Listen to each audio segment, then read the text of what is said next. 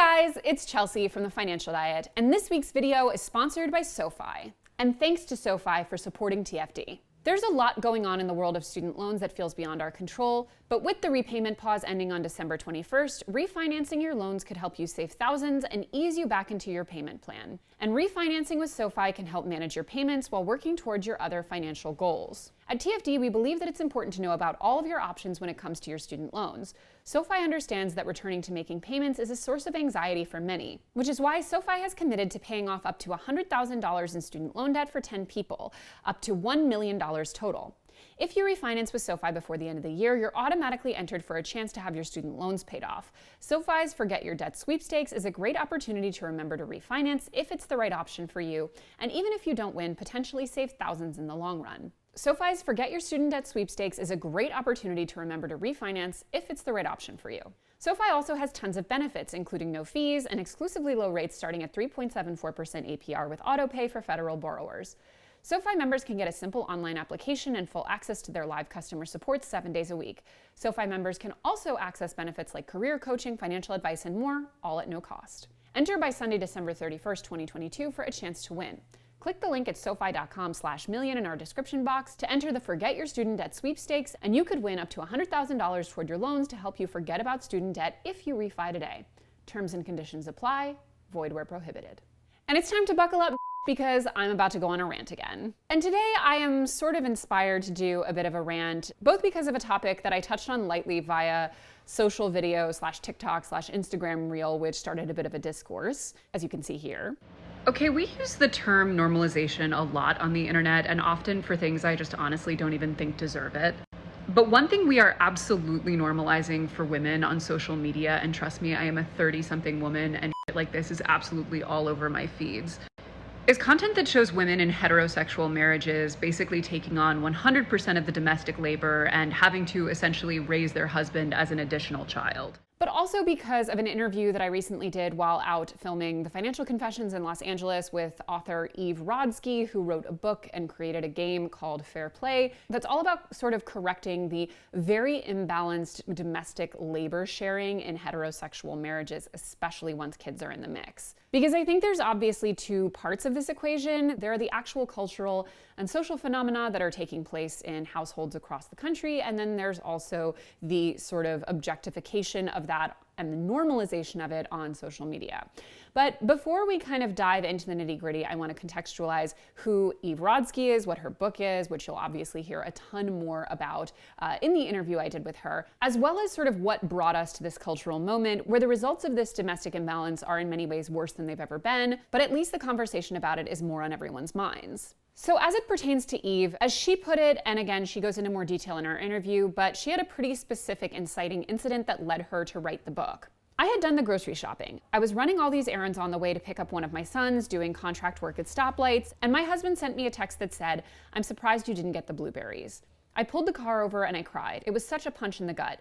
I used to be able to manage employees' teams, and now I can't even manage a grocery list. More importantly, how had I become the default for every childcare and household task for my family? It wasn't supposed to be that way. I had vowed from an early age that it wouldn't be that way. I'm a Harvard-trained attorney. I'm literally trained to use my voice.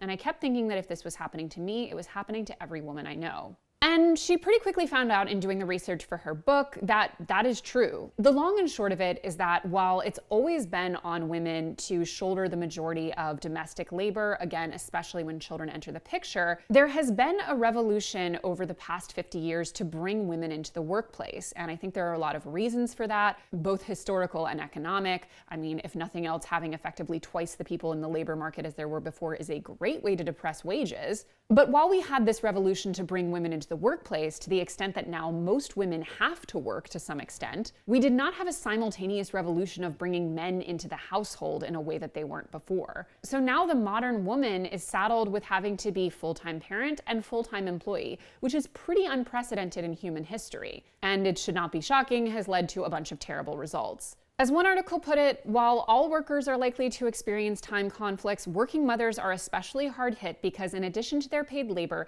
they take on the majority of unpaid household and care work. Most workers in the United States, including most working mothers, are employed full-time, and most mothers are either breadwinners or co-breadwinners in their families. But in addition to their paid employment, most working mothers come home to a second shift of unpaid work that includes household labor and childcare. And it's not shocking that the COVID-19 pandemic basically cast all of that into super sharp relief and made it so that a lot of these dynamics, which people knew on some internal level were happening all around them, were extremely visible on a day-to-day basis, especially when suddenly both partners were working from home. COVID-19 transformed home life, turning kitchen tables into home offices and classrooms and putting a spotlight on the countless household tasks typically performed by women. Bridget Schultz said the pandemic has laid bare the grotesque inequality that exists within many families. There's been a lot of invisible labor that women have done that people, particularly men, even in the same household, haven't been aware of or haven't paid attention to. And I should say right here that the division of labor amongst same-gendered couples, which are increasingly a large part of who makes up average households, does typically fall differently. It's not as imbalanced, largely because there aren't super anchored gender norms that we're sort of subconsciously using to assume who should be doing what. These things kind of have to be figured out from zero, which in many cases turns out to be a positive. But because of the overwhelmingly gendered nature of this problem and how much that gender imbalance is getting normalized through social media, I want to specifically focus on heterosexual couples here, because as a woman who is 33, married but not planning to have children, but surrounded by a lot of women who are having children, most of whom are staying in the workforce to some extent, I can tell you that even anecdotally, I am at the age where it is completely normalized that women are entering this dynamic. It's not even questioned. Women will go home earlier from work. They will be the ones who know their children's teachers, their friends' names, who manage the household schedule, who pack for vacations, who plan for vacations, who just generally assume like director of the household on top of whatever actual job they're doing. I have now, in the wild, heard the term babysitting thrown around when we're talking about a man caring for his own children, and trust me when I say that it is very difficult for me not to just Wilhelm scream at the top of my lungs when I hear this. That's not the Wilhelm scream, but that's what I feel. And I bring in the child aspect of it because it's important to note that while these gender imbalances exist in hetero couples before children come into the picture, they rapidly skyrocket once that baby arrives. Researchers tracked 182 dual-earner heterosexual couples from before to after the birth of their first child. Pre-baby, men and women in this study spent relatively similar amounts of time on household tasks. 9 months after the baby was born, women were spending significantly more time on household tasks as well as all tasks related to childcare.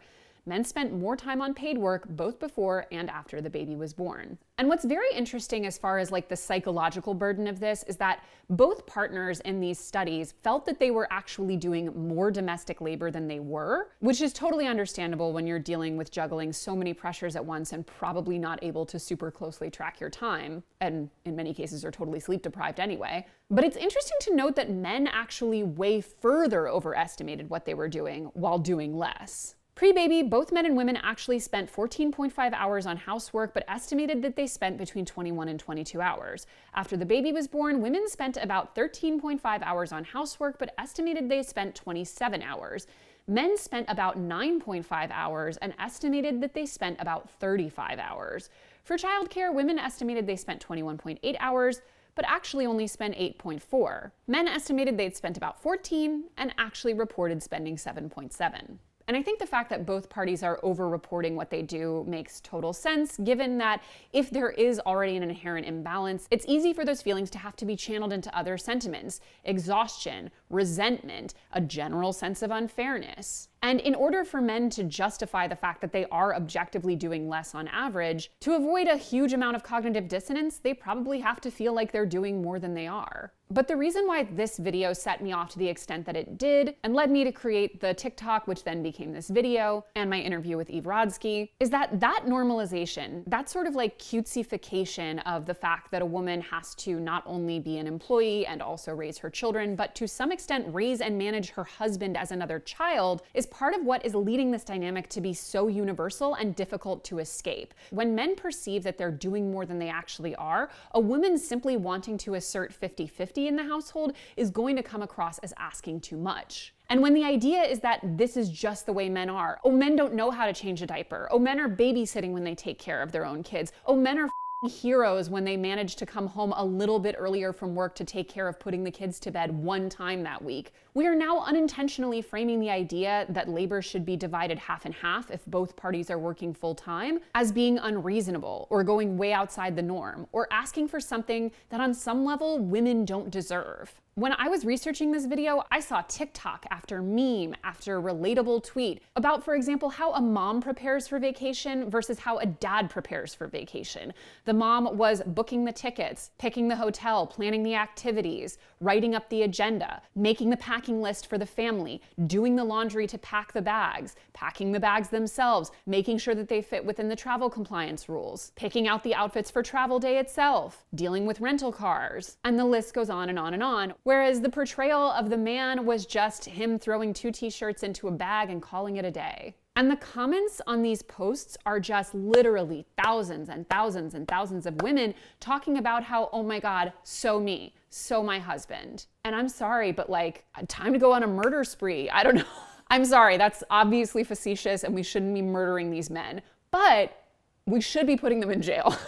No, obviously, we're at a really, really depressing point in the culture where this is totally normalized and accepted and treated as humor. And this would already be bad enough if the women were full-time mothers, because that still wouldn't be a super fair division of labor when you both decided to have the kids. But to know that this is happening when the majority of women are having to work in the household is just beyond galling. And it's important to note that these videos and memes and TikToks are not exaggerations. Women in dual income families are more likely to be in charge of creating and maintaining a family schedule and tend to manage the social lives of their families more than men.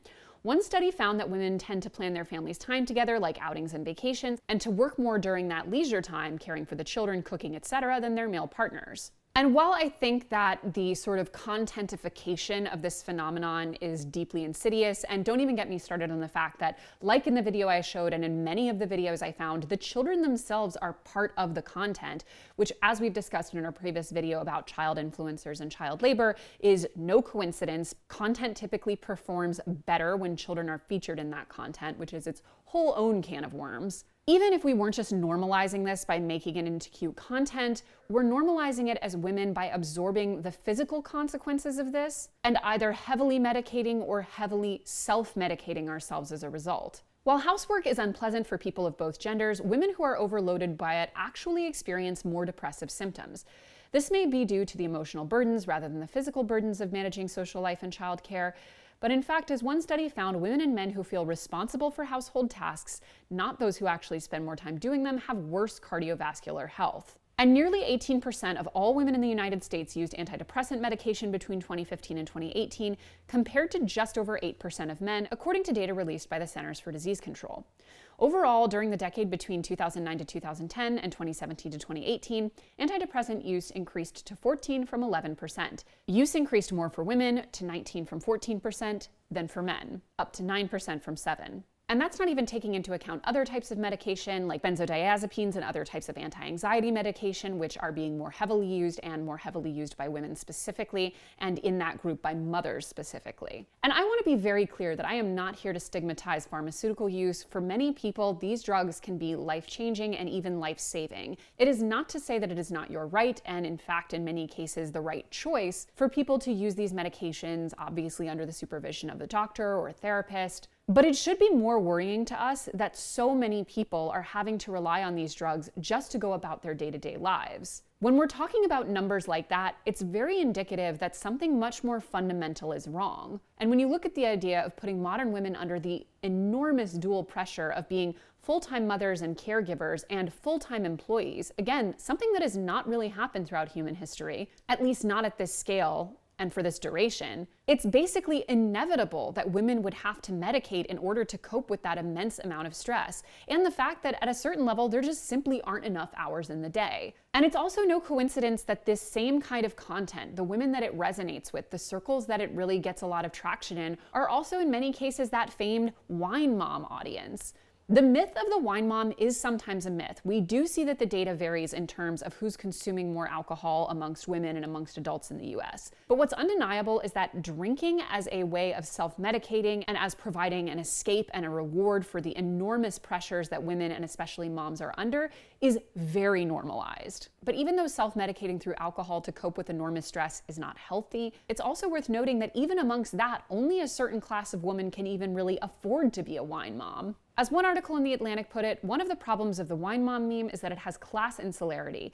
But there are plenty of other moms who are, say, working 2 jobs, who certainly don't have the money or the time to take a wine break. The stresses and challenges that wine moms are drinking to take a break from, or as some might put it, drinking to escape, aren't unique to those who identify as wine moms. They're shared by lots of other moms and dads who may or may not drink wine to wind down. A lot of those stresses, Jacobson added, could be alleviated through larger structural reforms and the implementation of programs designed to lighten the burden of parenting. In the long term, maybe what wine moms and moms of other social classes and non-drinking moms need isn't a supersized glass of alcohol, but social support in the form of affordable childcare, paid family leave wages, equitable wages, and of course, an equitable division of labor at home. At the end of the day, these videos like the one I talked about at the beginning are really just a symptom of the problem. But I do think the more that we normalize this and the more we treat it as a joke or something relatable, the more we're reinforcing the underlying problem that is causing all these terrible symptoms. It is just not realistic on a purely logistical level for a person to be a full-time employee and a full-time primary parent if they are not dividing labor equally at home. It's just not tenable. And the fact that so many women are not just expected to do that, but expected to aspire to it as the image of the woman who has it all, who manages to do it in a seemingly effortless way, is incredibly insidious and actively harming women in terms of health outcomes, while also just making their lives shitty. It is way too big a problem for any one person to solve on their own, but the least we can do is stop treating it like a joke. As always, guys, thank you for watching, and don't forget to hit the subscribe button and to come back every Monday, Tuesday, and Thursday for new and awesome videos. Bye.